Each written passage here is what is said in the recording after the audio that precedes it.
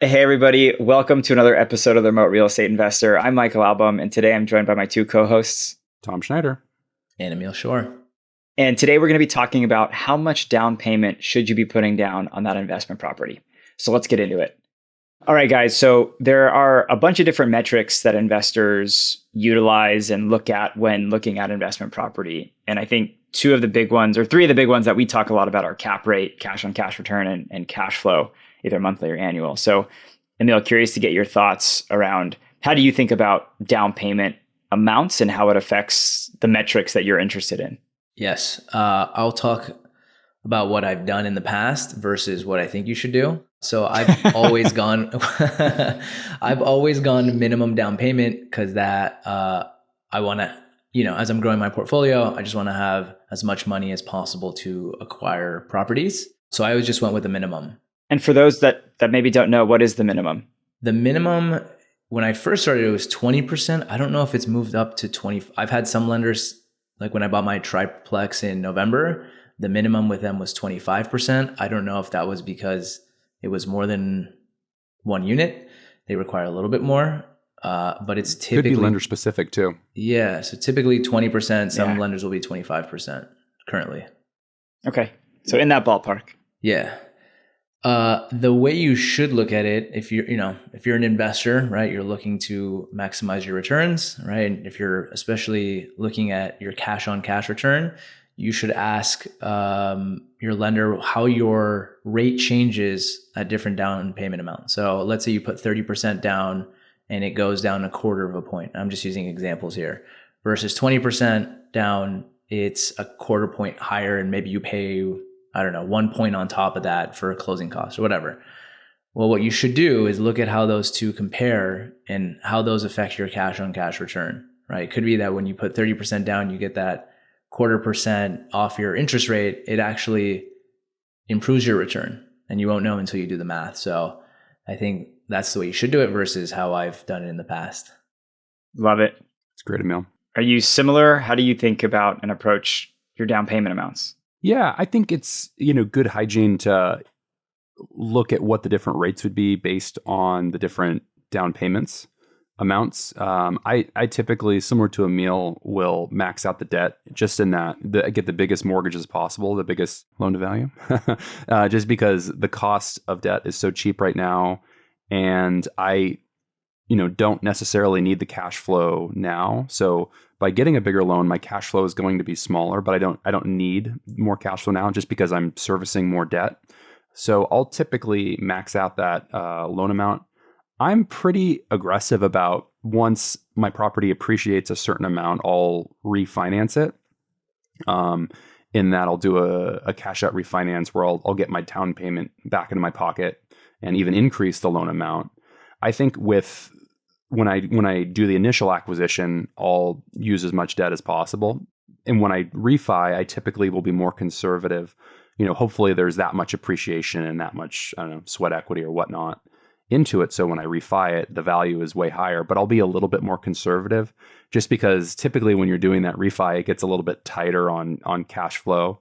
But I'm pretty aggressive about pulling that money out and redeploying it to grow my portfolio. I'm just not necessarily a spring chicken, but still fairly young. So trying to grow my portfolio out while being conservative on making sure that there's good cash flow. So, right.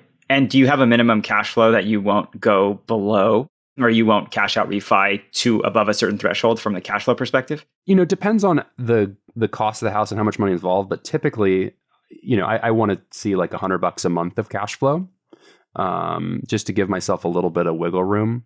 But I'd say I'm a little bit more aggressive now than I'll be in the future. And just as I mentioned, like I don't necessarily need the cash flow now, and I'm more about deploying the capital and getting it to work, but still being mindful of conservative about what the loan to value is, and keeping some wiggle room. I'd love to hear it. Yeah. How about yours? I'm going to flip it on your head. Flip it on your head, Michael. Go. What's your thoughts around down payment and cash flow? Yeah, I have a very similar approach, kind of splitting the road between you two. So when I first started investing, I was like Emil, getting as much loan as I possibly could, putting as little down payment as I could. And about that time, it was 20%. And I've since changed that approach a little bit in that I'm getting more particular around what I'm buying and how it performs. And a while ago, I was talking about how I'm trying to do more with less now. And so getting really strategic around kind of precisely determining how I'm purchasing properties, because if anyone's evaluated a property before, you'll know that the down payment can have a fairly drastic impact on both the cash flow and then also the cash on cash return as a metric. And so I love the Roofstock evaluation tools that we have on roofstock.com with the slider bars, where you can manipulate on 1% increments the down payment, and you can see how that affects your cash flow as well as your cash on cash return. And so, Emil, like you mentioned, play around with the down payment amounts and then also play around with the quoted interest rates. And you'll determine, hey, maybe 27% is where I need to be, or maybe I need to be at 33%. And so getting really precise and strategic around what type of return am I targeting, and can I just cleverly or creatively adjust the financing to get me there? Because I think a lot of people look at a property and like, oh, it doesn't work with this parameters. Well, maybe try different parameters that you have some degree of control over. So I'm looking at taking out some debt on some property, and we're only taking like 45% loan on it because we want the cash flow to still maintain a certain level. And so we're okay taking a lesser return. Just kind of that point, like if you're buying at a higher price point and you don't want an alligator where the monthly cost is higher, you just use less debt. So there's less coverage, so you can still cash flow. If you are buying that, I don't know, $200,000 property, it's probably going to be very difficult to get a full 80% loan and have it cash flow still. Maybe that's a 50% loan or 60. So anyways, great point, Michael. And then the other thing that I found really eye-opening, and I think we've talked about it on prior episodes, is that on certain size loans, the way that the deal works, using more leverage doesn't necessarily get you a better return. And so there are instances when you'll look at a property and let's say you buy it all cash and you get a 6% return, you go put debt on it and now you're getting a 4% return. So people think, I think mistakenly so, that leverage automatically means a better cash on cash return. And that's just not the case. And so, Emil, I think you brought up the point earlier that you've got to run the numbers. You've got to understand how the dynamics of your particular deal work. And if you're putting debt on something and it performs worse, you might want to be thinking about, is that a proper deal to use leverage on? Or maybe is that a better candidate for an all cash purchase? Any other points that you want to bring up that you think it's important for listeners to be aware of with regard to how they structure their down payments?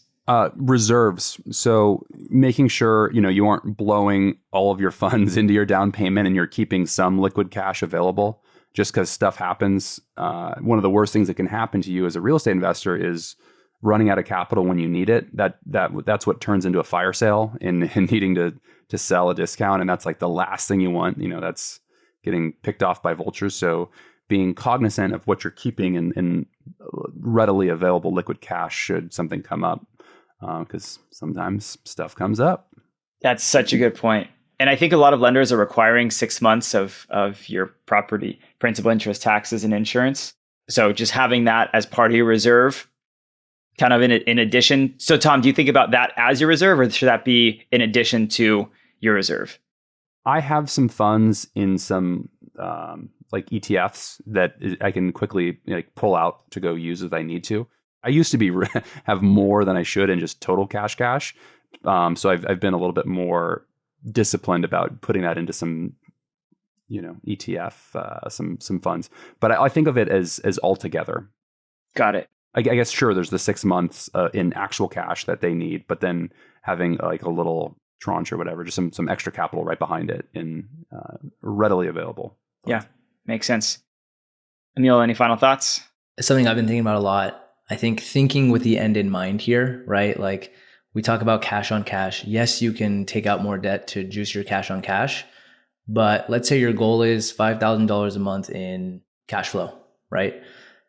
Can you do that in 5 properties versus needing to get 15, right? And having more headaches and having 15 different loans, having 15 different insurance, like just really thinking about what's your goal and not just how do I maximize my cash on cash, but like working this out so that it provides you with the life you want with the least effort and headache. I think that's like something I'm starting to think about more and more instead of just like, oh, what's my cash on cash on this property? How do I maximize it?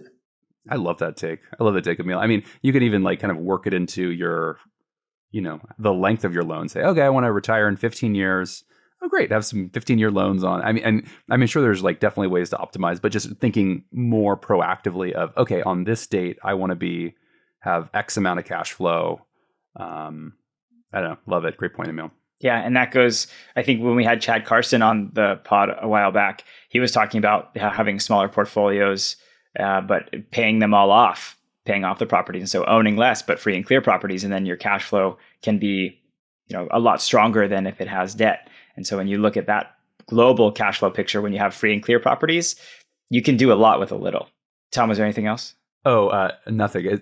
I could see that, like, less is more is a beautiful like mantra philosophy.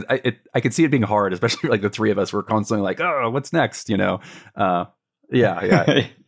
It's so hard. It's so hard to tell actually be like, I am not going to just grow to grow. Like, what do I actually want to do here?